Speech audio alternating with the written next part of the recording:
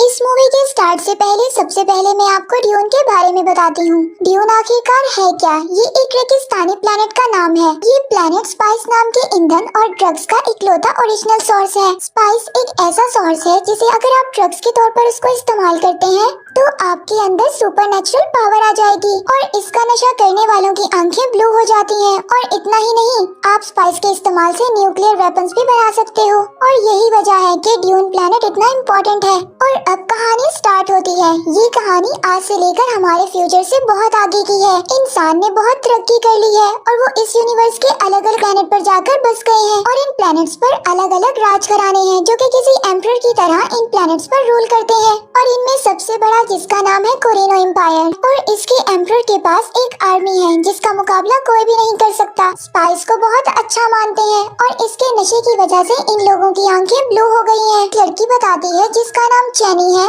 वो बताती है कि किस तरह आउटसाइडर इनकी जमीन से स्पाइस को हार्वेस्ट कर रही हैं और इन आउटसाइडर्स को डायरेक्शन देता है रॉबिन जो कि इनका लीडर है। लेकिन फिर अचानक एम्परर के ऑर्डर पर वो लोग इनके प्लेनेट को छोड़ देते हैं। किसी को भी समझ नहीं आता कि ऐसा डिसीजन क्यों लिया गया। और अब मूवी शिफ्ट होती है कैलेडन नाम के एक प्लेनेट पर और अब हम यहाँ पर मिलते हैं एक लड़के पोल और उसकी माँ जेसिका से जो कि एक विच है और इसके पास बहुत सारी पावर्स हैं जिनका वो इस्तेमाल करना पोल को सिखा रही है। और अब पोल अपनी माँ को बताता है कि उसे एक जैसे ड्रीम्स बार बार आ रहे हैं जिसमें वो एक नीली आंखों वाली लड़की को देखता है जो कि हकीकत में चैनी है। और एक दिन दूसरे प्लेनेट का किंग इनके प्लेनेट पर आता है और अब वो वहाँ के किंग को बताता है जो कि कोई और नहीं पोल के फादर हैं कि कैसे उसे एम्परर के ऑर्डर पर अराकिस से स्पाइस को माइन करना है।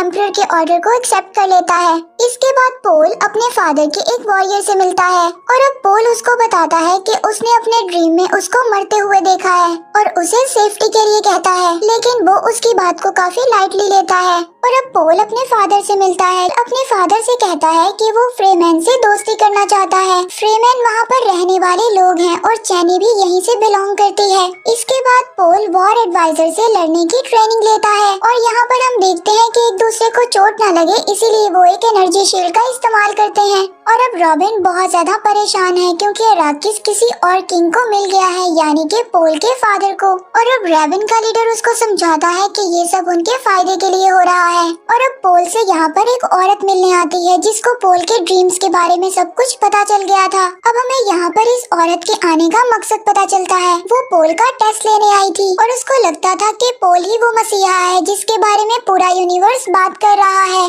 जाते वक्त वो औरत उसकी माँ को बताती है कि अगर ये बात सच है तो पोल के ऊपर बहुत ज्यादा मुसीबतों का पहाड़ टूटने वाला है। और अब वहाँ पर खड़ा पोल ये सब बातें सुन लेता है और पोल की मोम उसको बताती है कि कैसे ये मसीहा बुरे लोगों को खत्म कर यूनिवर्स को अच्छा कर सकता है। और अब वो लोग अराकिस जाने की तैयारी करते हैं और जल्द ही ये लोग अराकिस आ जाते हैं। और पोल ये वहाँ पर देखता है कि लाखों लोग उसको मसीहा समझकर वहाँ पर देखने आए हैं। पोल की मोम को लगता है कि ये खबर शायद उसी औरत ने फैलाई है। जल्द ही ये लोग नई सिटी में पहुँच जाते हैं जहाँ पर पोल के फादर स्पाइस की माइनिंग का काम शुरू करने का ऑर्डर देते हैं। यहाँ पर पोल को पता चलता है कि इस रेगिस्तानी प्लेनेट पर सैंड वर्म्स भी रहते हैं जो कि चलने का साउंड सुनकर उनकी तरफ अट्रैक्ट होते हैं। और इससे बचने के लिए फ्रीमैन एक ऐसे पैटर्न पर चलते हैं जहाँ पर डेजर्ट का नेचुरल साउंड निकलता है और यहाँ पर हंटर बग की मदद से पोल को कोई मारने की कोशिश करता है। और अब पता चलता है कि ये दूसरे किंग का आदमी था। उधर पोल के फादर का वॉरियर उनको आकर बताता है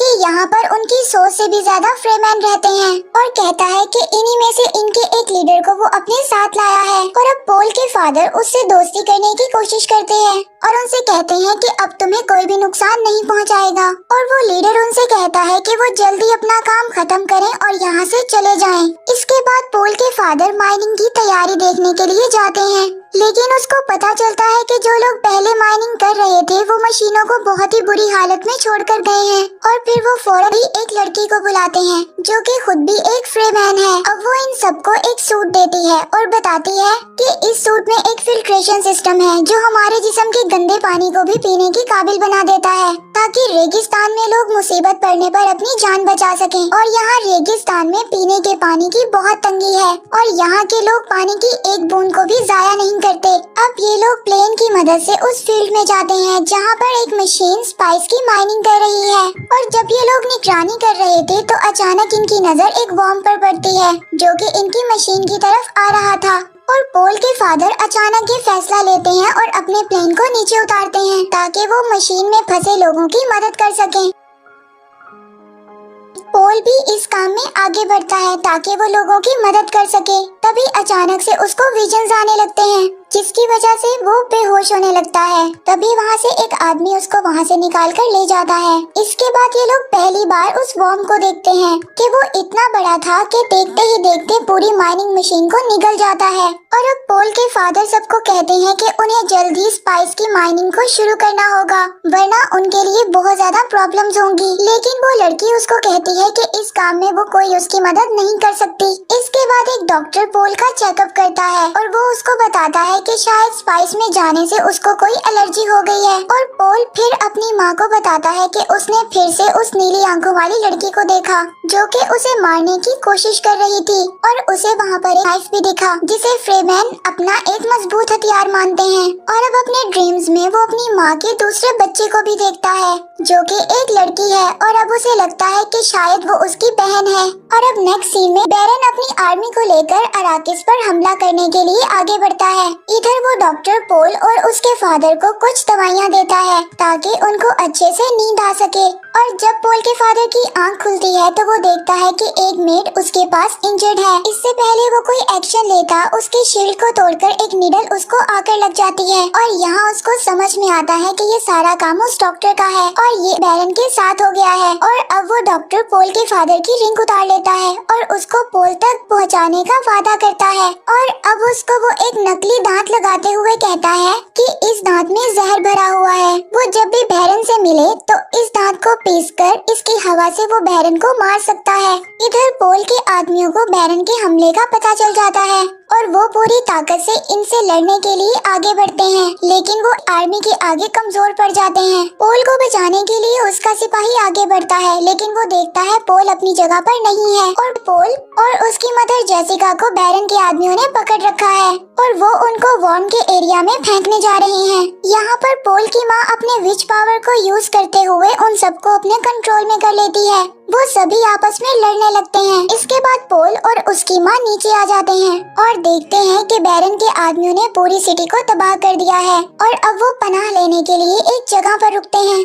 इधर डॉक्टर बैरन से अपनी वाइफ को छोड़ने के लिए कहता है लेकिन बैरन डॉक्टर को भी मार देता है। अब बैरन पोल के फादर के पास जाता है। पोल के फादर उसी दांत की मदद से अपने मुंह से एक जहरीली गैस निकालते हैं जिसकी वजह से बैरन और उसके आदमी मर जाते हैं। अब कुछ लोग वहाँ पर गैस को साफ करने के लिए आते हैं और वो देखते हैं कि बैरन ऊपर दीवार से चिपका हुआ है और वो अभी भी जिंदा है। और अब इधर रेगिस्तान में पोल को डॉक्टर के बैग से अपने फादर की रिंग मिलती है और वो ये बात समझ आता है कि उसके फादर अब इस दुनिया में नहीं रहे। तभी उसको एक और विजन आता है और वो देखता है कि वो उस लड़की के साथ मिलकर एम्परर की आर्मी से मुकाबला कर रहा है। इस विजन से वो ये समझता है कि शायद ये फ्यूचर में आने वाले वॉर की कोई निशानी है। अब वो उस जगह से बाहर निकलते हैं जहाँ पर उन्होंने रात को पनाह ली थी और उनका वही सिपाही उनको ढूंढता हुआ वहाँ पर आ जाता है। वो उनको बताता है कि डॉक्टर के बैग में एक ट्रैकिंग डिवाइस था जिसकी मदद से मैंने तुम लोगों को ढूंढ लिया और बताता है कि वो लड़की भी अब मदद करने के लिए तैयार हो गई है। इसके बाद वो उस लड़की के लैब आते हैं जो कि उन्हें बताती है कि ये एक टेस्टिंग लैब है। यहाँ पर पोल उसको कहता है कि वो अपने फादर की बात को मानेगा और फ्रीमैन के साथ दोस्ती कर कर उन्हें अपने साथ मिलाएगा जिससे कि वो साथ मिलकर एम्परर के खिलाफ लड़ सकें। और यहाँ पर एम्परर की आर्मी ने उन लोगों को ढूंढ लिया था। वो सिपाही भी मारा गया था और अब पोल को जो ड्रीम्स आते थे उसका एक ड्रीम पूरा हो जाता है। अब पोल और उसकी माँ उस लड़की के साथ मिलकर एक सुरंग की तरफ जाते हैं जहाँ पर वो लड़की बैरन के आदमियों का मुकाबला करने के लिए चली जाती है और अब वो एक डिवाइस को जमीन में लगाती है जिसे वो वर्म्स को अट्रैक्ट कर सके और तभी बैरन के आदमी वहाँ पर आ जाते हैं। इससे पहले वो कुछ कर पाते वर्म्स वहाँ पर आ जाता है और वो उस लड़की के साथ साथ उनको भी भी निकल जाता है कि माँ हेलीकॉप्टर की मदद से आगे बढ़ रहे होते हैं। तभी कुछ लोग उनका पीछा करते हैं। वो उनसे बचने के लिए एक सैंडस्टॉर्म में दाखिल हो जाते हैं, जिससे उनका हेलीकॉप्टर क्रैश हो जाता है। और अब नेक्स्ट सीन में हम बैरन को देखते हैं। रेवन उसको बताता है कि पोल और उसकी माँ सैंडस्टॉर्म में मारे गए। बैरन अब सभी फ्रेमैन को भी मारने का ऑर्डर देता है। और अब आगे पोल और उसकी माँ हेलीकॉप्टर से मिले स्टील सूट को पहन लेते हैं और अपने उसी सिपाही के कंपास की मदद से कबीले को ढूंढ लेते हैं। और तभी वो तेजी से उनकी तरफ आगे बढ़ने लगता है। इससे पहले वो उनको निगलता वो अचानक रुक जाता है, क्योंकि उसे उसी डिवाइस का साउंड सुनाई दे रहा था। उस डिवाइस से वाइब्रेशन के साथ साथ साउंड भी निकलता है, जिसे देखकर वॉर्म्स वहाँ से चला जाता है। और अब आगे कुछ फ्रेमैन्स उनको घेर लेते हैं और अब उनको पता चलता है कि ये उसी लीडर का कबीला है जो उसके फादर के पास उनसे मिलने आया था। वो लोग देखते हैं कि वॉर्म ने इन्हें कुछ नहीं कहा, इसलिए वो समझते हैं कि पोल एक मसीहा है। यहाँ पर पहली बार पोल चैनी से मिलता है और उसको अपने ड्रीम्स के बारे में कुछ भी नहीं बताता। और अब वो लीडर उन्हें अपने साथ ले जाने के लिए तैयार हो जाता है, लेकिन उनके एक साथी को उन पर भरोसा नहीं होता। वो कहता है कि ये उसकी डिवाइस थी कि ये लोग वॉर्म से बच गए और अगर पोल इतना काबिल है तो उसे मेरे साथ फाइट करनी होगी। पोल उसके साथ लड़ाई करने के लिए एग्री हो जाता है। तभी वहाँ पर उसको एक विजन आता है। उसको एक आवाज सुनाई देती है और वो आवाज उसको कहती है कि तुम्हें अपने अंदर के मसीहा को जगाने के लिए अपने आप को मारना होगा, यानी कि खुद को मारना होगा। तभी चैनी उसके पास आती है और उसको वही नाइफ देती है, वैसे ही जैसा उसने अपने ड्रीम में देखा था। चैनी उसको कहती है कि वो उसको कोई भी मसीहा नहीं मानती। वो ये नाइफ उसको इसलिए दे रही है कि वो एक वॉरियर की मौत मर सके। यहाँ पर ये लोग फाइट करने लगते हैं और पोल उसको काबू कर पीछे हटने को कहता है, लेकिन वो लीडर पोल को कहता है कि ये लड़ाई तुम दोनों के किसी एक के मरने पर ही खत्म होगी। वहाँ पर पोल की माँ उसको बताती है कि पोल कोई कातिल नहीं है, उसने आज तक कभी किसी को नहीं मारा। पोल समझ जाता है कि वो आवाज उसे अपने आप को बदलने के लिए कह रही थी। इसके बाद वो उस आदमी को मार देता है और फ्रेमैन के कबीले को अपने इरादे बताता है कि वो किस तरह उन लोगों के साथ मिलकर एम्परर की आर्मी से लड़ना चाहता है। वो लोग उसकी बात से एग्री होकर अपने कबीले की तरफ बढ़ने लगते हैं। अब वो थोड़ा आगे जाकर एक फ्रेमैन को वॉर्म की सवारी करते हुए देखते हैं और चैनी उससे कहती है कि ये सिर्फ स्टार्ट है और यहीं पर स्टोरी एंड हो जाती है।